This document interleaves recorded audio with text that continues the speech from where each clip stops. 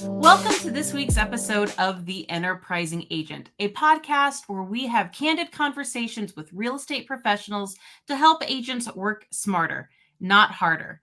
On today's episode, we have a very special guest joining us today. She's a real estate agent, a real estate coach, and a team leader. Please welcome Christi Gallentine. Thanks so much for joining us today. Thank you for having me. Well, one of the things that we talked about was, you being a real estate coach. And one of the things that I'm trying to hone in on my agents is the idea of tapping into the folks that know a little bit more than you, that can give you that accountability, that can give you that structure that a lot of agents are looking for.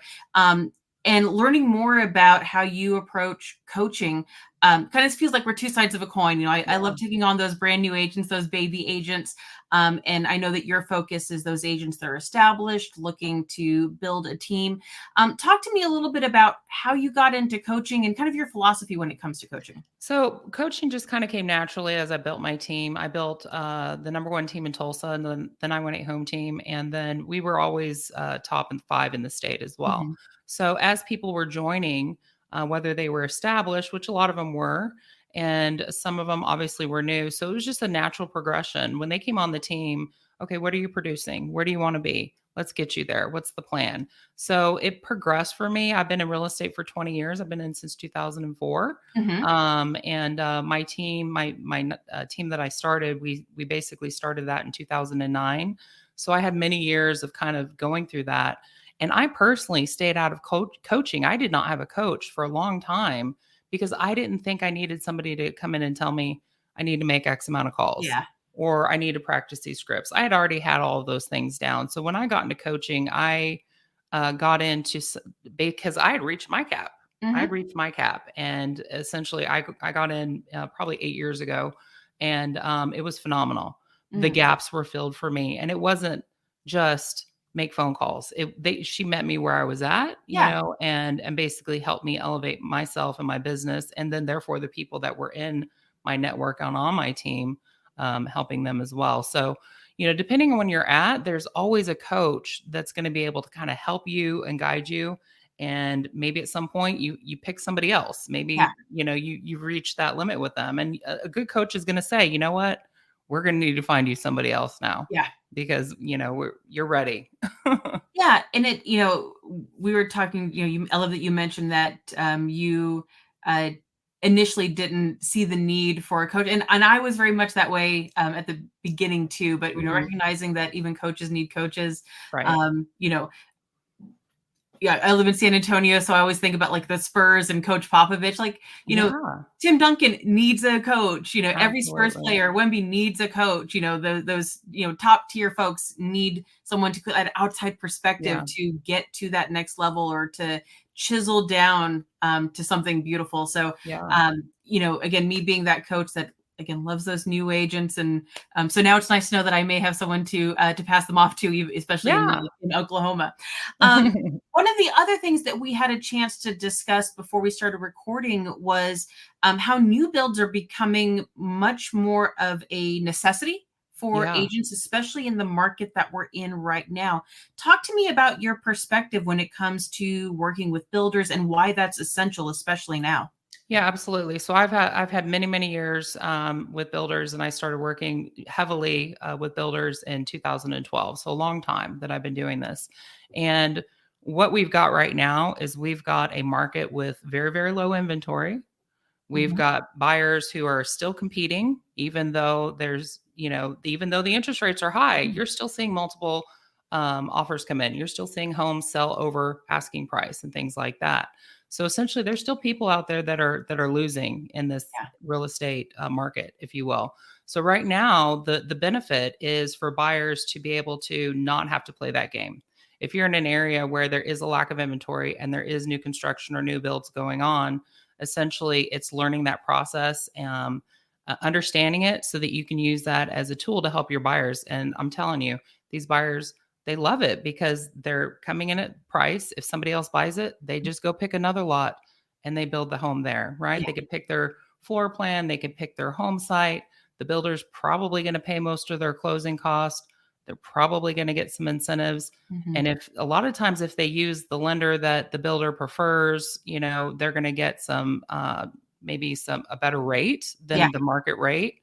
And, as a realtor, there's ways to accommodate that if they don't want to leave their lender, or maybe they have a very close relationship with their lender, how do you navigate that to make sure Mhm. that, they can still get that benefit? But it's a huge opportunity. And unfortunately, a lot of us just aren't familiar with it, and where to start and how to kind of take control of that opportunity that's out there for the clients. Yeah, we have been, I don't want to say pushing a new construction, but definitely asking those questions of our clients of, have you thought of new construction? And I think Yep. there's also, especially for our first time buyers, or maybe the buyers that haven't been in the market in quite a while, this perception of new is going to be more expensive, or new is going to be, it's for a different demographic Right. of buyer. And a lot of times we're finding that for the same payment, they're getting more house, or a newer house, Absolutely. or they're coming up with less money out of pocket. And it's just an amazing time, especially again, like you mentioned, with where interest rates are, Yeah. that we can get them an interest rate a full percentage point lower, Yeah. and the payment's the same, but now they're affording $30,000 more house than they thought possible. Exactly. So they're able to Increasing that price buy point. that house because obviously we've been priced out. So they're able Right. to buy more home. And if you think about it, once they move in, their energy bills are actually going to be lower. Yes. So they have ongoing savings just by being in this new home, that they're not maybe going to be able to get from an existing home. And that would be fine in a more traditional market when there was plenty of Mhm. homes on there. But because there isn't, it's just, that's where we find ourselves Right. essentially.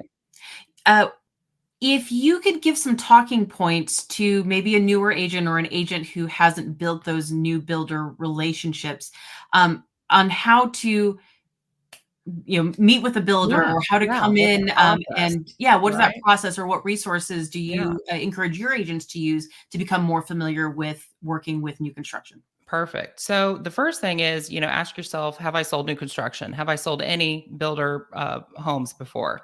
And start there. So if you Mhm. have, maybe go back to that salesperson and meet with them. If you haven't, now's the time that you're going to want to start basically making a list of the builders in your area. Who are they? What are the price points? Those types of things. And then you're going to start going out and previewing some of these homes. Just go by the model home, meet the people, shake their hand, figure out who they are. Maybe one builder has 10 reps, maybe another builder only has 2, right? So you want to basically find somebody that you connect with, that you feel like you can trust your clients with, and that Mhm. sort of thing. But once you're familiar with what they've got, go sit down with them. What do you have here? What are your included features? What's your price point? Yada yada. See some of the floor plans. And then you said the magic question, have you considered new construction? And that is truly the magic question when you're dealing with buyers, and especially after they've maybe had a few offers and they got outbid, Right. and so once they've done that, you are already familiar with what's going on in this builders community, or maybe hopefully multiple builders community. And if they say, yeah, let's look into this, right, the first thing you're going to do is you're going to call up those reps. I have a buyer, I want to register them, I want to register my buyer, Yes, right? You it's want so to make important. sure, because if not, this is just the way that you protect them, and this is the way that you protect yourself. Mhm. Never send your client in without you. Right. And by having that conversation, have you considered new construction? You open the door with the client on how this is going to go, so that they're not going in on a Saturday, maybe coming back from the grocery store and seeing a brand new neighborhood and just popping in and honestly not having representation, Right. because the salesperson works for the builder and their job is to maintain the profitability for the Mhm. builder.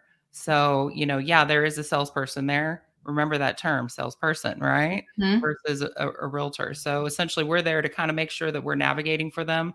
But it's hard to do that if we're not familiar with Right. what they're offering and we haven't done our due diligence.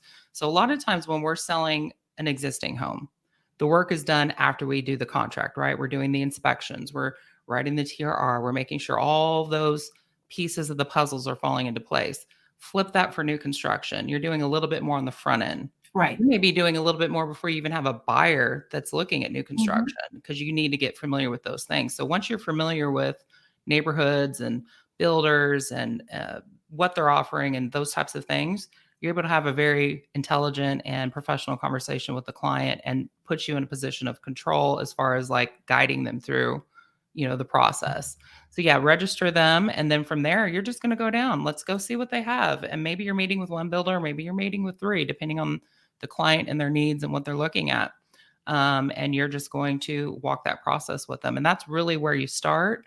Once they're maybe made a decision as far as what builder they want to go with and that type of thing, there's some other things that go into it. Like, does the builder use the contract that we all use that's in the MLS and, our commission, or are they using their own? Most builders, especially the bigger the builder, they're going to use their own. Correct. You're going to want to get a copy of that up front, so you're just familiar with those types of things. But yeah, so the work on the new construction is more done in the front end. Yeah. Educating ourselves on what's out there and what's happening. And then honestly, once you're under contract, it's pretty smooth going because there's just a lot less of the things that we're putting into play in the back end. Right.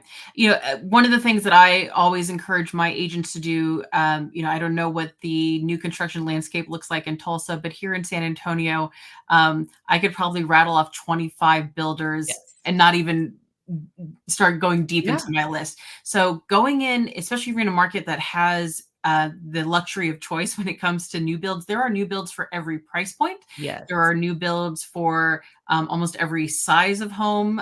We have builders here who are building little one tiny homes, in the 150s all the way up to multi-million-dollar luxury, even with a big builder name. So I love having my agents, especially the newer ones, do that research and go, okay, what are your, what we may think of as like starter home or entry level price point? What are those mid-tier? What are the small homes? What are the ones that need at least 5 bedrooms?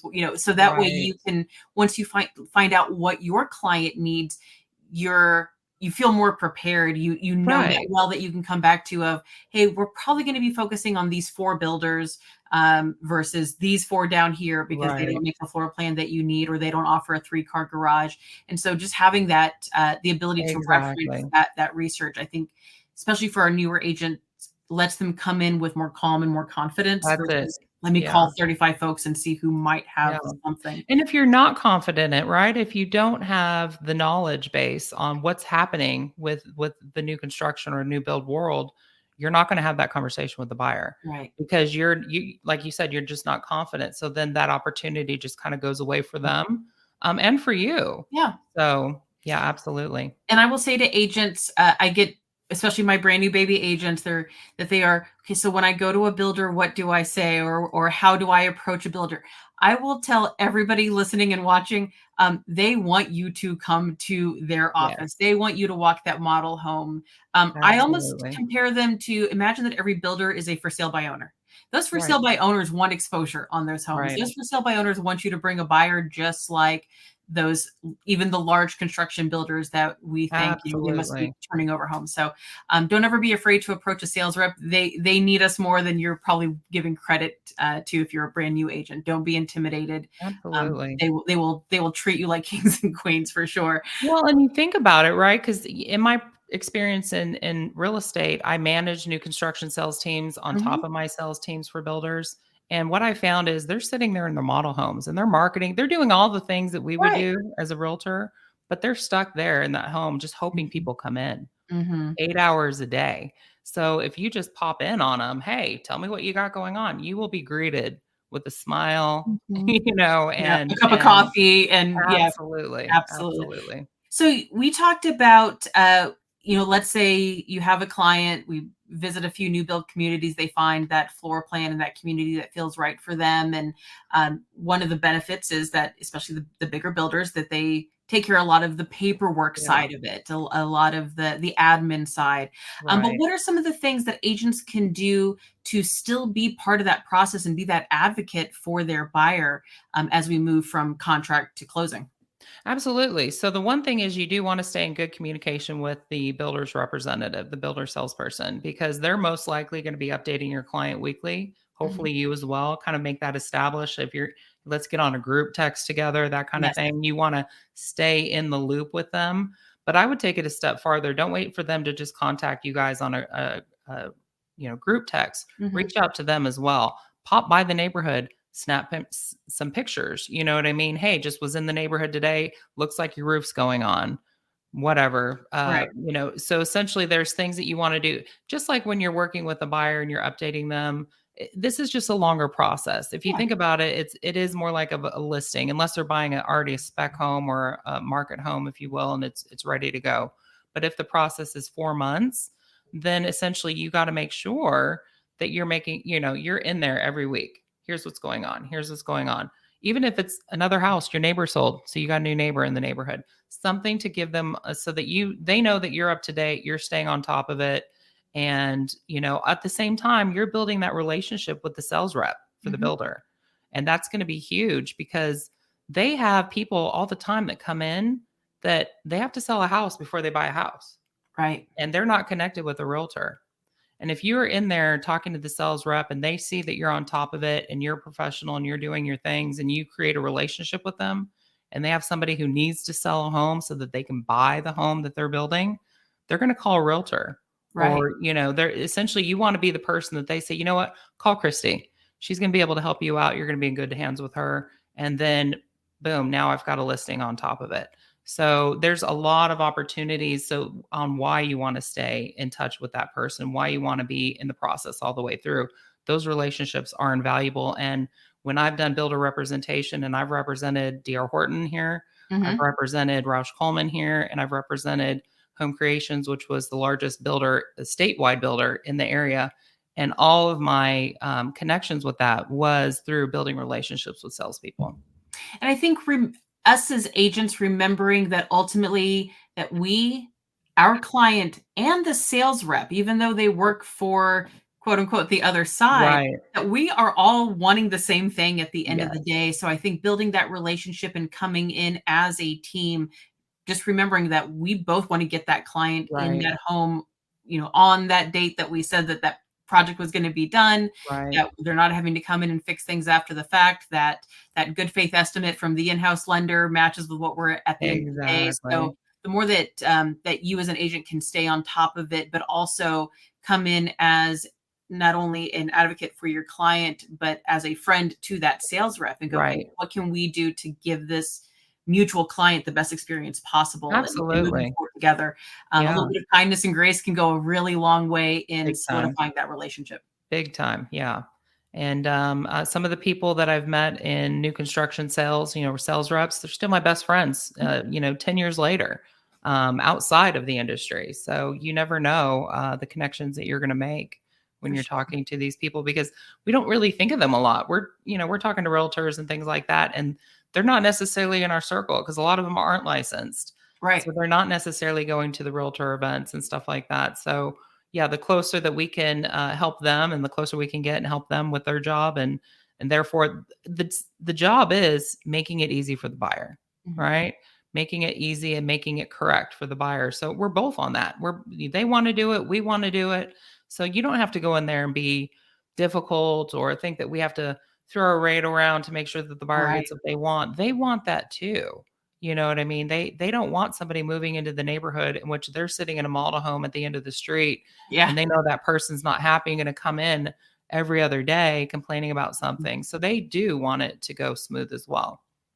So on that other side, we know that with any deal, sometimes we hit bumps in the road, and new construction has its own set of challenges. And I think of 2022 when we were having supply chain issues and getting countertops and cabinets and windows in, and seeing delays. And also remembering that these houses are built by humans and there's the natural, human error that goes into things. So when you as an agent are noticing that maybe we're about to hit that bump in the road, what are some of the things that you keep in mind or that you do, or the questions that you ask of that sales rep or construction manager to manage and overcome those hurdles that we may see? A lot of times I'm going to try and address the stuff behind the scenes. I'm not necessarily going to bring the buyer into the issue. If I'm walking the home and I see that they put in the wrong paint color and I know it's the wrong paint color or the wrong cabinet or whatever, it happens all the time. These things happen all the time. The first thing I'm going to do is not going to call the buyer and be like, you can't believe this. We've got the wrong paint color in here. They don't need to be stressed out about simple things that can be solved. Yeah. So essentially, before I even drag anybody into it, I'm going to directly go to, the builder or the construction manager, whoever I'm dealing with over there, and say, hey, we've got an issue and here's what it is. And then once it's all solved, then I might go to the buyer and say, hey, you know what? We went in, saw the paint color was wrong, but we got it all taken care of. So in case you pop in this week, I want you to let you know that me and Bob, the construction manager, noticed it and it's going to get taken care of. So essentially, it's always to be thinking about that. They're already stressed enough to not have to think about these issues. They're already packing and selling or whatever they're doing to get from house A to house B. They just need to know that they've got a soft spot to land and people are there to make sure that happens for them. So that would be the best thing, is just keep it very smooth for the buyer and make sure that if you're dealing with hiccups, you're dealing with the builder and the rep directly with it.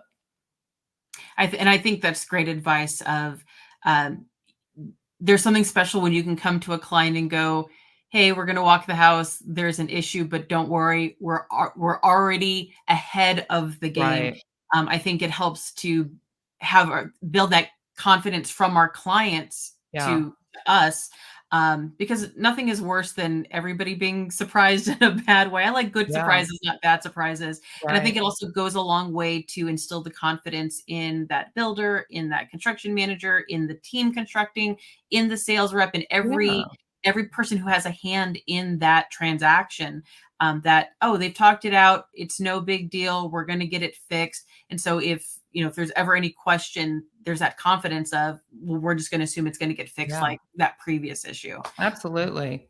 And it makes us less stressed too. Exactly. And sometimes, the more familiar you are with the builder, so the more you sell, because maybe you've never sold a new construction home and you're just starting this process, right? And you're going to go through it. You're going to understand different builders work different ways. So the more you sell new construction or new builds, the more you're going to be able to understand that. Some builders are going to be phenomenal with their walkthrough and they're going to have everything checked off. And when you move in, all those things are checked off. Another builder may have a punch list that runs for 30 days after you move in. So, preparing the client for that too. Hey, there's going to be some things that once you move in, they're going to come in and, take care of that in the first 30 days. Is that the ideal situation? In my opinion, no, it isn't. It's better to have if you're going to have a brand new car, it's not like you want to take it back to a dealership to fix the things, but understanding how maybe different builders work so that you can make sure that you're preparing the buyer a little bit for that, and never assume that you've worked with A builder multiple times that you're going to go now work with B builder and they're going to have the same process. Right. So if we have an agent who's watching this podcast or listening to the audio version and wants some tips on building that client base that's ideal for new construction and sees themselves really tapping into that resource, what are some tips or things that they can do to capture those clients that are prime for new construction? Yeah, absolutely. So I would suggest, obviously social media is big. So maybe lean on some things social media wise. Maybe you're just going to go tour a neighborhood once a week and show a house. Maybe a builder will allow you to market their homes and, find buyers that way and bring them. Maybe some builders will let you do open houses for them in their spec homes or even in their model home if there's no coverage. So there's lots of different ways to do that. And then obviously a big one is that relationship that you can build with the builder or the reps so that they have the trust in you that if somebody does need real estate help to sell their home, that you're going to be the first person they call. So, but a lot of that comes with that relationship that you're going to build. So you can't just like pop in once, sell a house, never speak to them again, and then 3 years later pop in again and sell a house. That's fine, but you're not necessarily going to, develop that relationship and that knowledge, honestly, that you're going to be able to naturally turn and give to your clients as well. So I would suggest, if you're newer or you're really wanting to lean on this, make a plan to where every once a week you're visiting a new neighborhood and you're learning about that neighborhood. And if you can document that in some way for social media, then naturally it will start to occur. It'll be like a snowball effect, if you will. I think that's fantastic. Well, Christi, where can people find you if they want to connect with you? Yeah, absolutely. You can go to 918agents.com. You can also find me on TikTok, the Christi Gallentine, Facebook. I'm all on all the social media. So Wonderful. Absolutely. Well, and I'll make sure that we put links to all of your social media and your website down in the show notes. Well, I want to thank you so much for joining us on this week's edition of The Enterprising Agent. This is great. Thank you. Thanks, Christi.